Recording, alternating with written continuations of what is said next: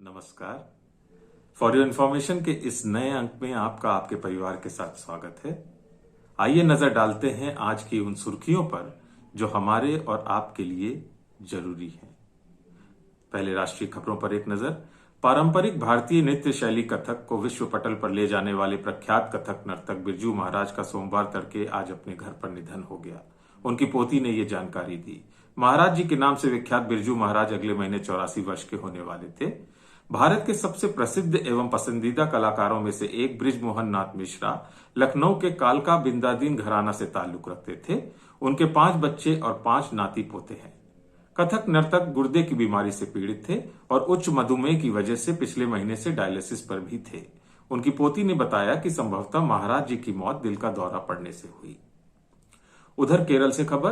केरल की silent valley में सदाबहार वर्षा यानी रेन फॉरेस्ट को विनाश से बचाने के लिए ऐतिहासिक जमीनी स्तर के आंदोलन में अग्रणी रहे पर्यावरणविद प्रोफेसर एम के प्रसाद का आज सुबह निधन हो गया। वे 90 वर्ष के थे।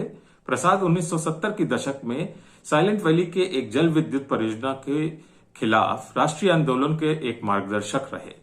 पारिस्थितिकी विशेषज्ञों के अथक दबाव के आगे झुकते हुए सरकार को इस परियोजना को छोड़ने के लिए मजबूर होना पड़ा था। चुनाव से कुछ खबरें। चुनाव आयोग ने सोमवार को कहा कि गुरु रविदास जयंती के मद्देनजर पंजाब विधानसभा चुनाव के लिए मतदान 14 फरवरी के बजाय 20 फरवरी को होगा।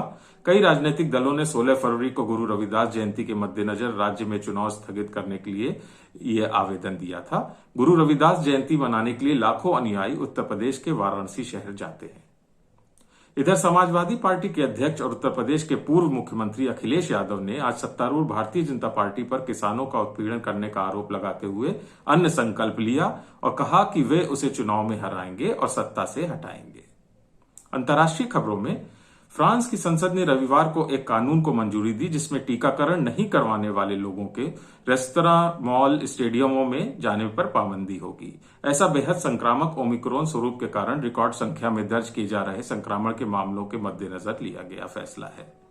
इधर इस्लामिक सहयोग संगठन OIC में ईरान का प्रतिनिधित्व करने के लिए 3 ईरानी राजनयिक सऊदी अरब पहुंचे हैं।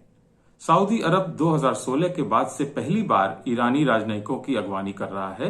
यही वह समय था जब ईरानी कट्टरपंथियों द्वारा यहां सऊदी राजनयिक मिशनों पर हमला किए जाने के बाद सऊदी अरब ने इस इस्लामिक गणराज्य के साथ अपने संबंध खत्म कर लिए थे। अर्थ जगत में नजर डालते हैं। कोविड-19 महामारी के दौरान भारत के अरबपतियों की कुल संपत्ति बढ़कर 2 गुने से अधिक हो गई है और 10 सबसे अमीर लोगों की संपत्ति 25 साल तक देश के हर बच्चे को स्कूली शिक्षा एवं उच्च शिक्षा देने के लिए पर्याप्त है। एक अध्ययन के अनुसार भारत में अरबपतियों की संख्या 39% बढ़कर अब 142 पर पहुंच गई है।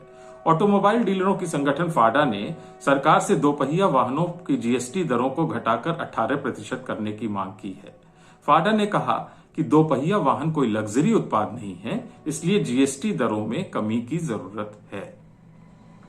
आइए खेल जगत पर नजर डालते हैं।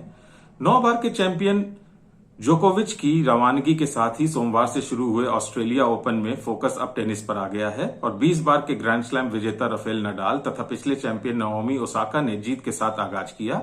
साल के इस पहले ग्रैंड स्लैम की शुरुआत से पहले सारी सुर्खियां दुनिया के नंबर 1 खिलाड़ी जोकोविच को लेकर थी, जिनका वीजा ऑस्ट्रेलिया के कड़े कोरोना टीकाकरण नियमों में मेडिकल छूट के लिए जरूरी शर्तें पूरी नहीं करने के कारण 2 बार रद्द कर दिया गया।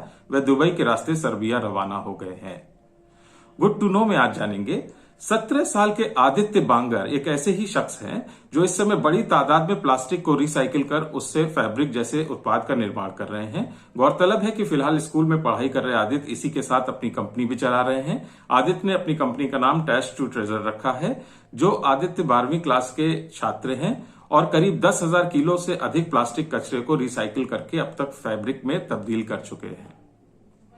उम्मीद है आपको ये अंक से बेहद रोचक जानकारियां मिली होंगी।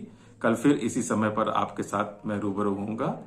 अपनी सेहत का, अपने परिवार का बहुत ख्याल रखिएगा। नमस्कार।